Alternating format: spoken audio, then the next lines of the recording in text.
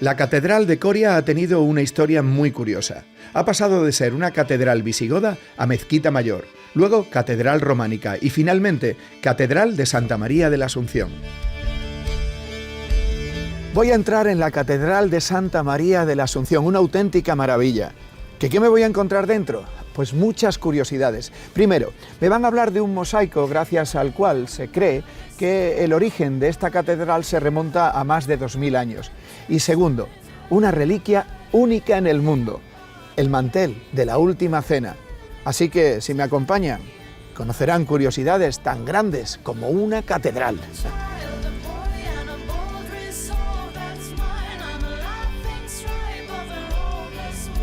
Mari Carmen, ¿qué tal? Hola. ¿Cómo estás? Muy bien. Me alegro mucho de verte. Bueno, he quedado aquí contigo porque estoy visitando la Catedral de Coria. Sé que hay varias teorías sobre su origen, pero me gustaría conocer esta investigación que tú estás llevando a cabo y los detalles de la misma que hablan precisamente de un origen romano de esta catedral, ¿verdad? Sí, es lo que quería enseñarte hoy, que estamos ahora mismo en una zona en la que aquí había casas romanas.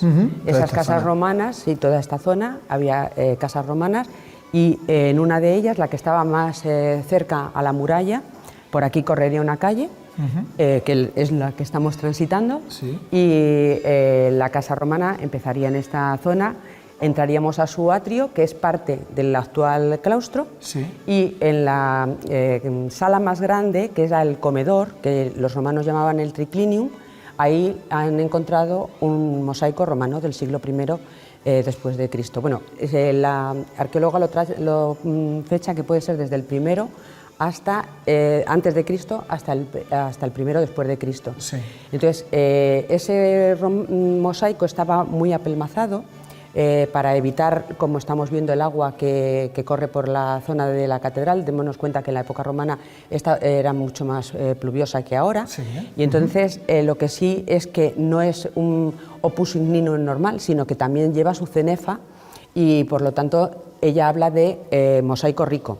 Entonces eso fue lo que a mí me hizo ver que podríamos estar ante lo que en los estudios de arte llamamos titulus, es decir, es una parroquia.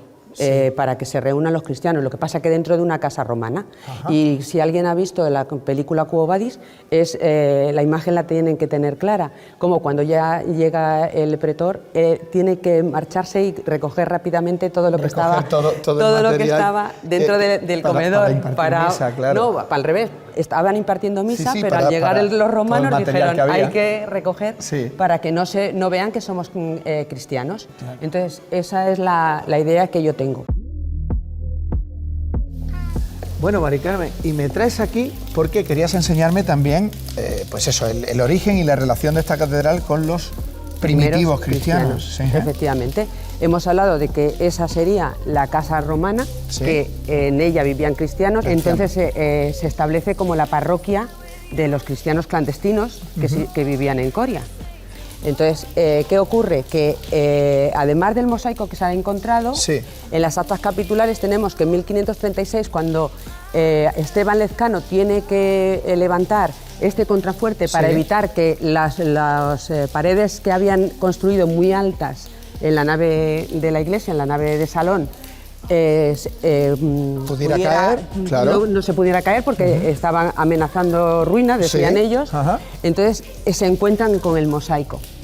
¿Y qué ocurre? Que a partir de ese momento todos los canónigos, incluso teniendo derecho a estar en la zona del crucero, ajá, quieren enterrarse aquí, pero también las familias. Y entonces, ¿qué hace el cabildo? Poner 500 maravedís para ser enterrado de dentro precio, del claustro. Claro, el que quiera venir aquí a ser enterrado tiene que pagar 500 maravedíes. Exactamente. ¿Y Santiago Apóstol? Bien, lo de Santiago Apóstol viene por aquí? A ver, cuéntame. A ver, tenemos un enigma que es el mantel de la Sagrada Cena. Sí. ¿Quién trae el mantel de la Sagrada Cena, ajá, a Coria? No se sabe. Lo que sí podemos decir es que todos los documentos que hay en la catedral ya estaba el mantel. Sí. En 1403 es cuando tenemos referencia de la primera exposición pública. Referencia de ese mantel. Entonces, esa exposición pública está haciendo que el mantel se deteriore y por ello construyen el balcón de las reliquias para poder exhibirlo sin que puedan tocarlo los peregrinos. Sí. Bien, eso está ahí. Ahora, ¿qué ocurre? Que a mí me ha sorprendido que en el momento en el que hago la tesis no estoy pensando en eso, no estoy pensando en cuestiones eclesiásticas, estoy pensando solo en la evolución del Históricas. templo, en la evolución histórica del templo.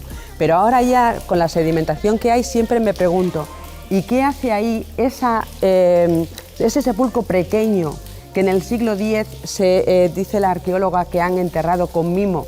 Entonces, ella establece que a lo largo de todas las etapas históricas hay enterramientos que van hacia el este, cosa que responde a Cristianos, sí, que no lo dice ella, pero dice la cabeza para el este, la cabeza para el sur. La cabeza para el sur son los musulmanes. Sí. Y luego esta cabeza está para el este. Ajá. Entonces, a mí en el siglo X y que la cabeza esté para el este y que esté ahí ese sepulcro que es pequeñito, las dimensiones son muy pequeñas, no responde tampoco ni siquiera a un niño. Entonces parece como que unos restos están ahí guardados.